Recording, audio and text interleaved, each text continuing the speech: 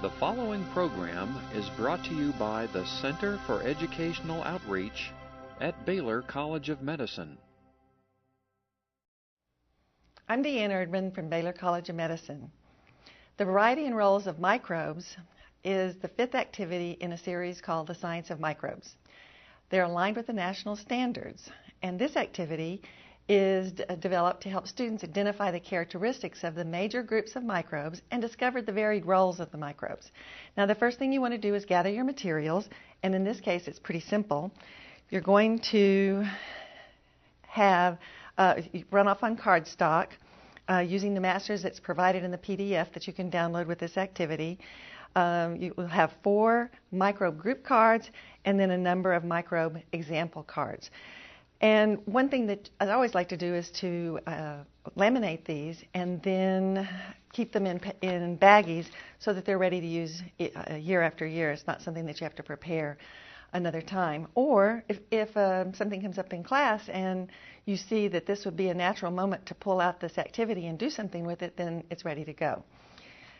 You'll notice that we have a slide on safety, and in this particular case, there's really nothing unusual or necessary considerations with safety, but we always want students to have that in their mindset, that anytime we're doing some kind of an activity, we always want to think about safety. So just always keep that in mind.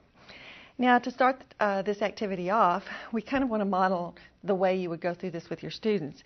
You can start off with a general focus of, what is a microbe?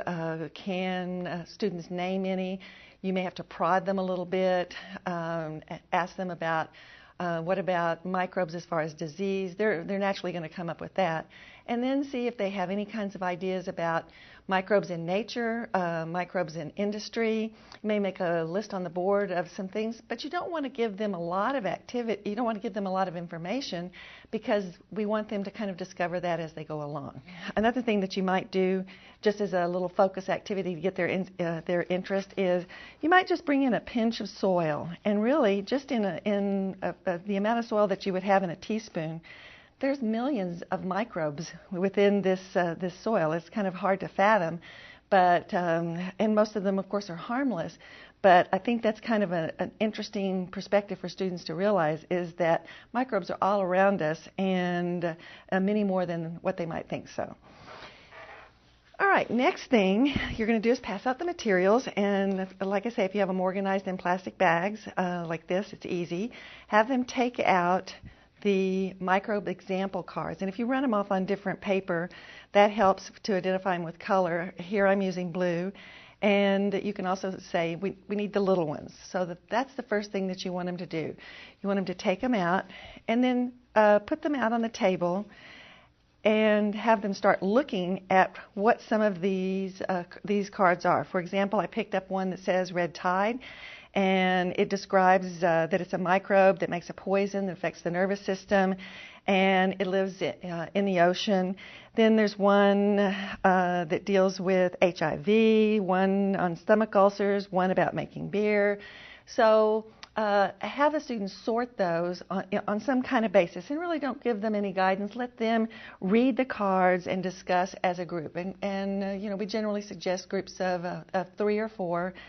But certainly if you have the luxury of letting kids work in groups of 2, that works as well. So have them sort them out.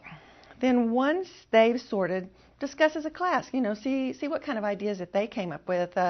Many of them may have picked out disease. Some of them may have picked out other things that you haven't thought about.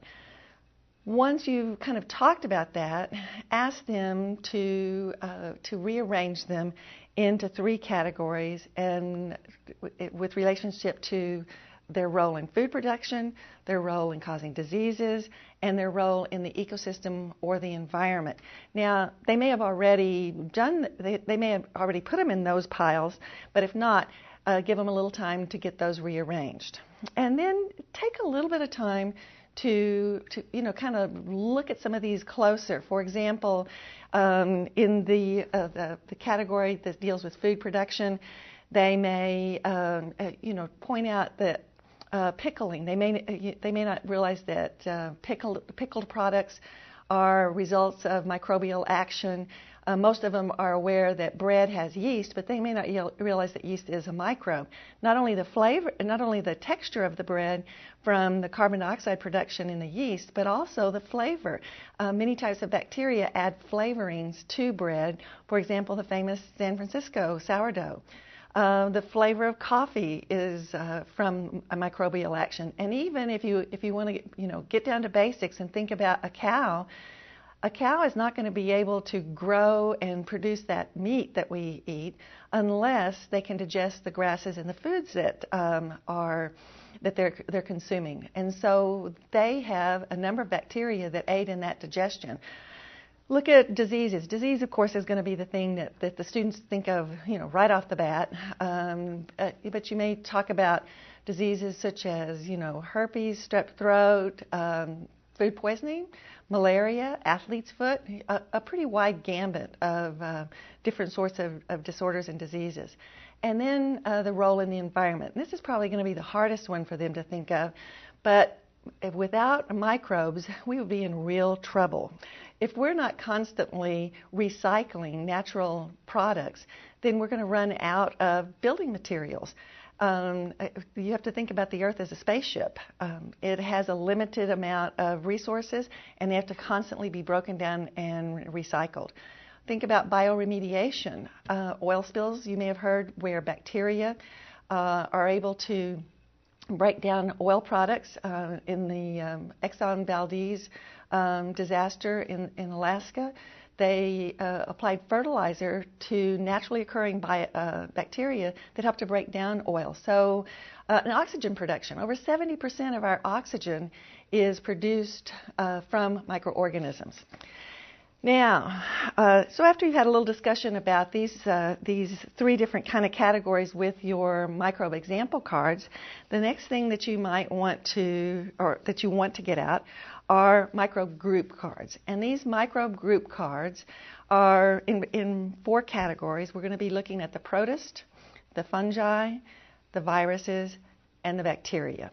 And have the kids, the students, spend some time going through here and looking at some of the discriminating differences between each one of these groups, whether they're single-celled or multi-celled, whether they have a cell wall. Do they produce their own food? Are they autotrophic? Or do they obtain their food from another source? Are they microscopic? So what are the common characteristics? What are the discriminating differences between these categories? So once they've spent some time really trying to understand what the difference between these different groups are, now we want to take the group of cards. Let's say this is my group of cards that deal with food production, and we want to line out our microbe cards. All right, now I want to take some of the food group cards, and I want to place them on the correct category, whether it's a fungus, bacteria, a protist, or a virus. And so, for example, I have chocolate, and what I'll do is what you want the students to do is to read the card and look for specific clues. So it says chocolate comes from the cocoa seed that are broken down and fermented by two kinds of microbes. So this is going to be a little bit tricky, and right off the bat, this shows you that some of them can fit into two different categories. The sandwich bread, baked mixture of ingredients, including flour, water, single-celled microbe, there's a clue. When it multiplies, it releases bubbles of gas. So you're going to look for clues, and then they'll read the card and look for those same kind of clues so that they can match them up. And what this does is, instead of you just telling them what a fungus is and telling them that the yeast goes into the fungus category, they're going to actually look and try to decide what some of these things actually belong to. So then the next thing you're going to do is decide on a group that deals with disease. So you'll pick up some of the disease cards that you've got, and they once again will go through the same kind of activity. For example, the tobacco mosaic virus or mosaic disease is a virus, and it can infect several kinds of plants that cause severe crop loss. And there's a specific kind of bacteria that actually causes stomach ulcers. There's a protist that's involved in the life cycle within a mosquito and in a human that causes malaria. So you'll want to place those in different places. And after each time, you may want to talk about it. For example, when you finish laying out the food cards, students may have noticed that there were foods that were related to fungus and to bacteria, but not to the protist and to the virus, as in this example. Now, we do know that some algae make up food groups, but as far as our example, everything came from the fungus or the bacteria groups, and certainly not from the virus groups. Next, you're going to decide which group each of the microbe cards in the environmental category best fits in with the microbe group.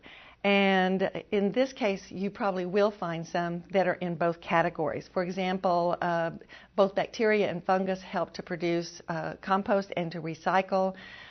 Green pond water, those are both bacteria and protists, the cyanobacteria, as well as the algae. They're important in the food chain of aquatic environments and of course, responsible for producing a tremendous amount of our oxygen. Bacteria that convert nitrogen. Nitrogen, interestingly enough, is a key component of protein, which all organisms have to have, but yet bacteria are one of the few organisms able to take the atmospheric occurring form of nitrogen and turn it into a usable compound. So that's an extremely important characteristic of those bacteria. I think once you're finished with this activity, your students are going to have a pretty good feel for the wide variety of the roles of microbes and what some of the basic categories and basic groups of microbes are. Some extensions that you can work on.